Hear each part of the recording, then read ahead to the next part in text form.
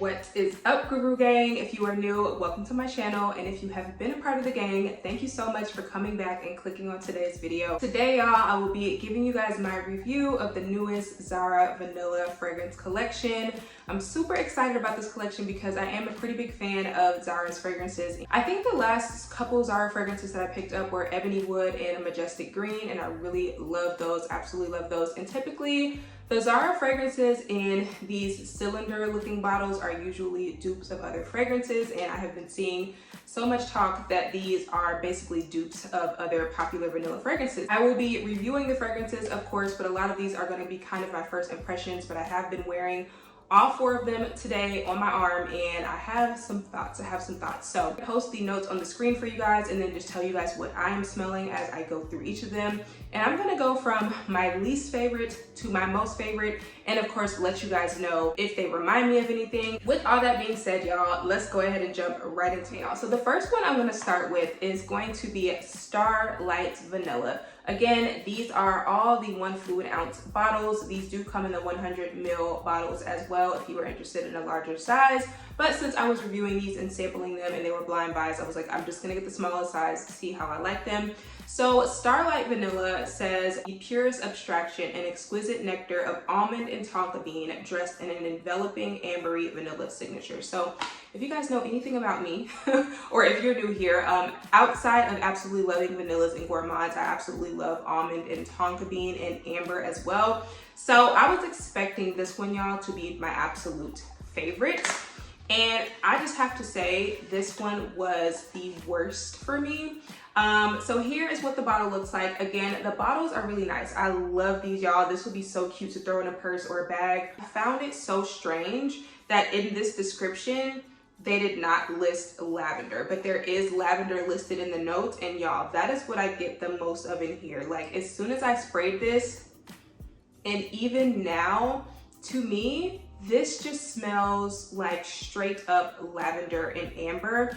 And I am not someone that prefers lavender fragrances. Like, there are so many notes that I love. Lavender is one of the few that I just cannot tolerate if it's the main star of a show. So fragrances like the new Burberry Goddess, I absolutely love. Fragrances like Mon Guerlain Intense or YSL Libre Intense and Le Parfum, like those lavender vanilla combos, absolutely love, right? But if it's anything that's super lavender forward, I'm just not a fan of it. I just can't do it. I can't tolerate it. It gives me a headache. That is what this one does for me, y'all.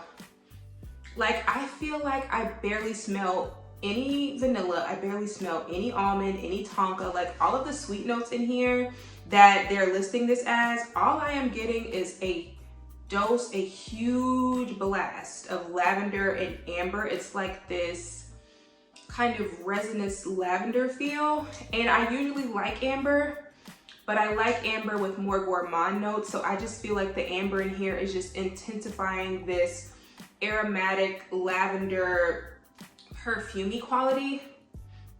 And I will say, out of the bunch, y'all, this one was the strongest and the most long lasting. All of these are eau de parfum concentrations, but I would definitely say this one is like the strongest, the most true to an eau de parfum. And unfortunately, that was to my dislike, because this is the one that I just disliked, y'all. Completely just disliked. Even in the dry down, I was just like, where's the vanilla?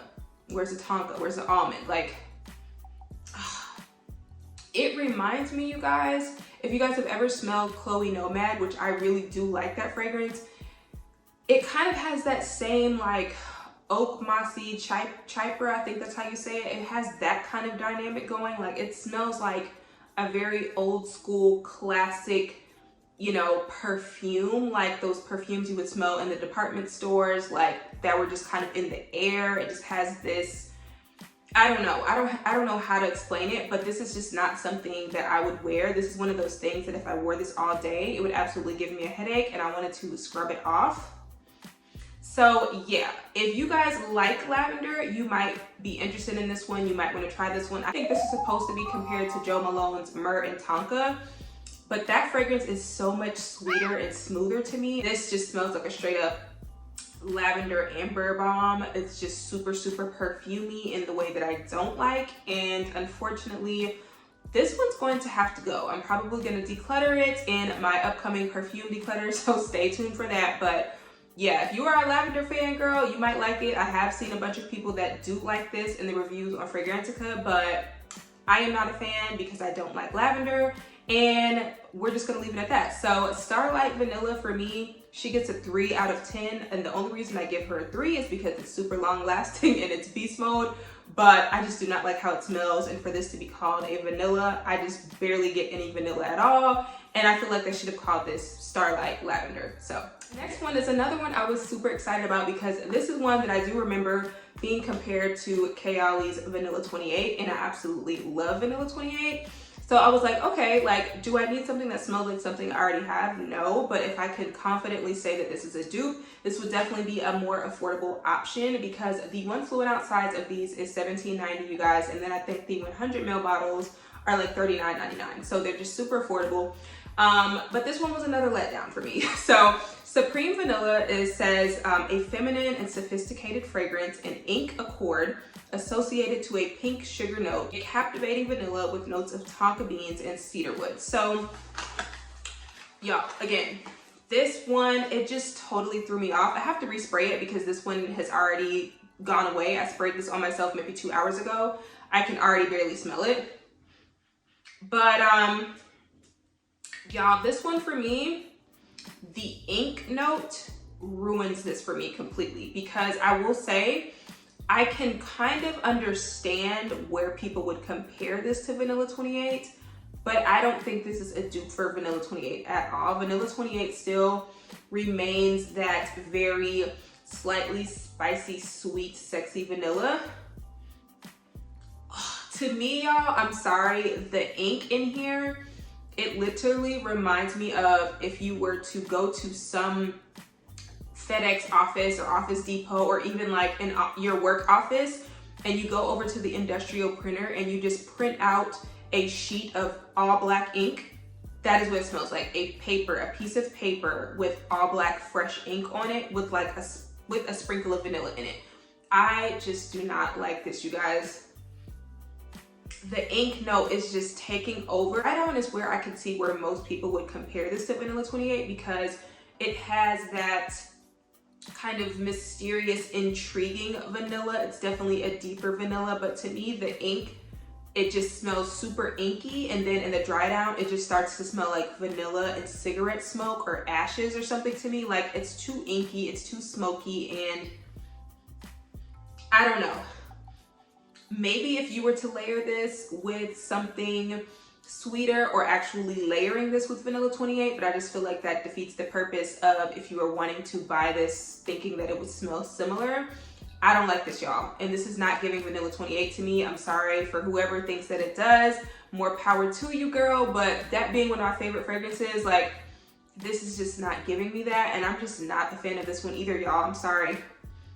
Even in the dry down, I'm like, it's okay. I do get a little bit more of that creamy tonka and vanilla combo, but overall I still get the ink and this just smoky vibe, and I'm just not a fan of it. So unless you like the smell of an ink pen or ink from a printer on a fresh piece of paper, girl, I just don't really see how you would like this. But again, to each their own. You might still want to try it. This is definitely a very unique and interesting and different type of perfume. And I don't have anything in my collection that smells like this, but unfortunately, I'm just not a fan. Let's get to the ones that are definitely more of the high notes. So the next one is going to be a Hypnotic Vanilla. Now this is the one that is supposed to be a dupe for Dior's Hypnotic Poison. This one says, addictive and hypnotic, a radiant feminine bouquet embraced by the richness of golden vanilla.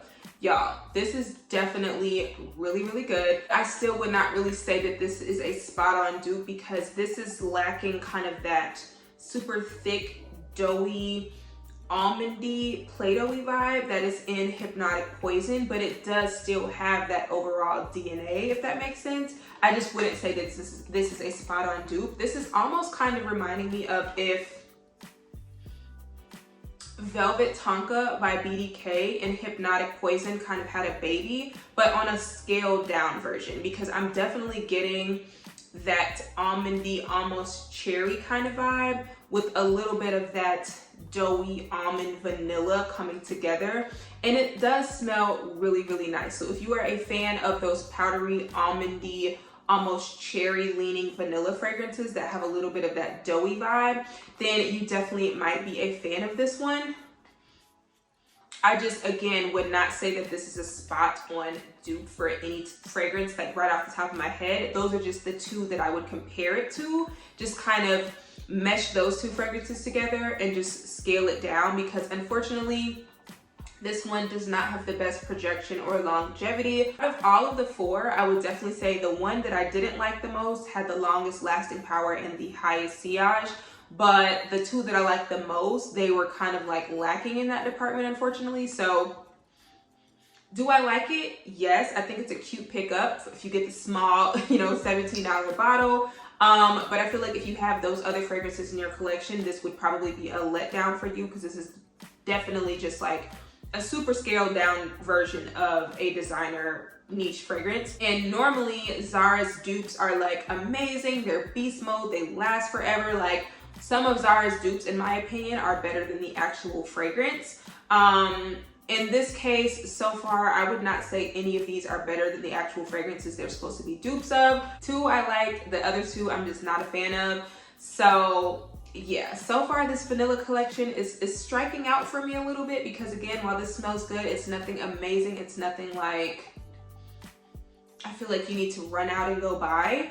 Because even me being a lover of this scent profile and a lover of the two scents it's being compared to, I could do without this. If I were to finish this up, I would not need to repurchase it, because I have those other two fragrances that just give me much better performance, projection, and they're just better in my opinion.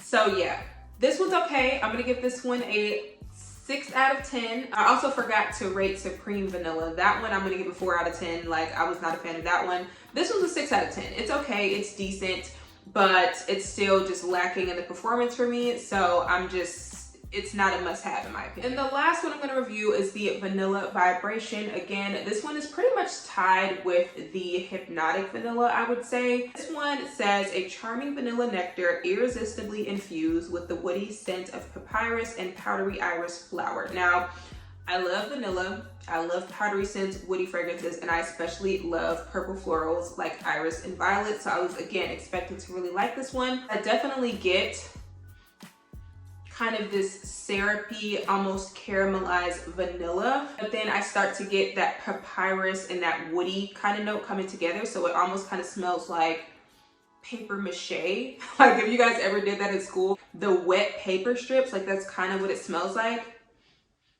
And it gives it this airy, powdery feel without adding any sweetness. And then you add in the iris, and that's also adding to the powdery, almost cake-like lipsticky feel. And I'm usually very much a fan of that. But again, y'all, the performance of this one, I could barely smell it like an hour or two into wearing it. So I would really have to go to town and wear this and give you guys like an update, because just spraying it on my arm, I'm moisturized, I had already showered. Like, I want to say an hour or two into wearing it, I really could not smell this at all. And I don't know, y'all, it's just, I don't know. I mean, I wish I had more to say and I could be a little more descriptive, but these fragrances are just not really wowing me.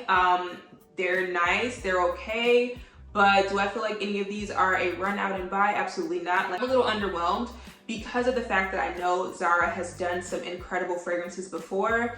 And for these to be a vanilla collection, like, knowing how many gourmand lovers are out there who would probably be snatching this collection up, I'm just not feeling it. So I'm wondering if, because it's a vanilla with a lot of vanilla fragrances, maybe they need time to macerate since these were just made, but also nobody wants to keep waiting for fragrances to macerate. So I'm just like, if I don't already at least halfway like it or think it smells good without letting it have time to sit and get stronger, I just feel like it's a waste. So yeah, this one, again, I'm gonna give this one a 6 out of 10. I would say this one and the Hypnotic Vanilla smell the best to me, and they're the least polarizing. They're the most likable. As a whole, y'all, I'm just not really in love with this collection. I was expecting it to knock my socks off. It did not. So I'm probably gonna be decluttering at least 2, if not all 4 of them. So stay tuned for my perfume declutter if you guys are interested in any of these. But yeah, y'all, unfortunately Zara missed the mark on this collection for me personally. If you guys have tried this collection, let me know how you feel in the comments below. I would love to know.